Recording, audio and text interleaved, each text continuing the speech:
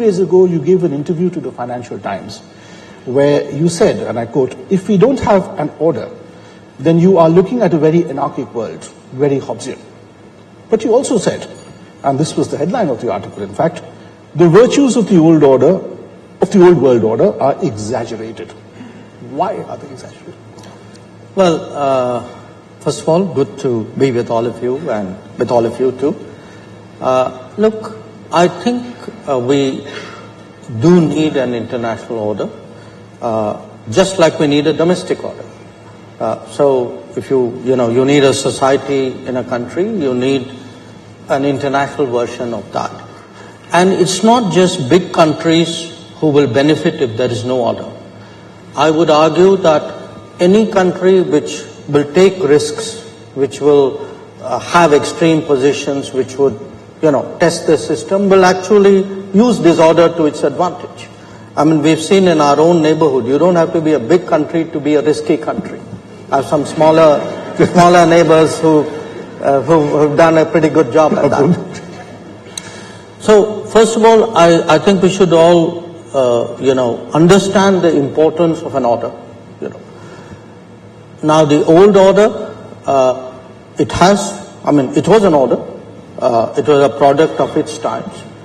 But why I felt that its virtues were exaggerated was, I think the rule maker and the rule taker had somewhat different perspectives, because I also said in the same interview, if you were at the receiving end of some of those rules or the application of those rules, we had issues. And let me give you 2 or 3 practical examples. If you capriciously, if it suits your interest, somebody is good, not good, well, I'll make up my mind how they're going to do, and you apply that order to the same country on the same issues differently. Take Afghanistan, okay? So, the same Afghanistan, the same Taliban, which was an outlier, was welcomed in the Doha process, was welcomed in Oslo. Apparently, at that time, people were okay with it. Today, again, we are going back saying, Taliban is doing all these not so good things. Now, if they were doing all of that, what was discussed in Oslo and Doha? You had a British general who described them at that time as, well, they are country boys with their own honor code. Now, so when it suits you to deal with the Taliban, they are okay. When it is not, they are not okay. You are an extremist today, you wear a suit and tie, you are okay. I think I have a problem with that order. Let's give you a second example. We all speak of sovereignty and territorial integrity. All of us agree. It's a vital principle. It's the bedrock of global rules. After the Second World War, the longest standing illegal, I would say, presence, occupation of a territory by another country pertains to India. What we saw in Kashmir. Now, we went to the UN. What was an invasion was made into a dispute. So, the attacker and the victim were put on par. Who were the culpable parties? UK, Canada, Belgium, Australia, USA.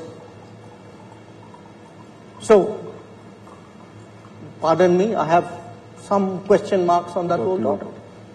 Now, I can give you many more. We speak today of political interference.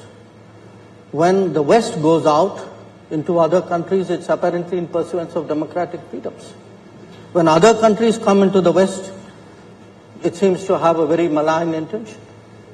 So, I think we need, if to have an order, there must be fairness. I agree with you, Dominic, we need a strong UN, but a strong UN requires a fair UN. A strong, a global order must have some basic consistency of standards. We have military coups to our east in Myanmar. They are no-no. We have them even more regularly to the west. You know where? They seem to be okay.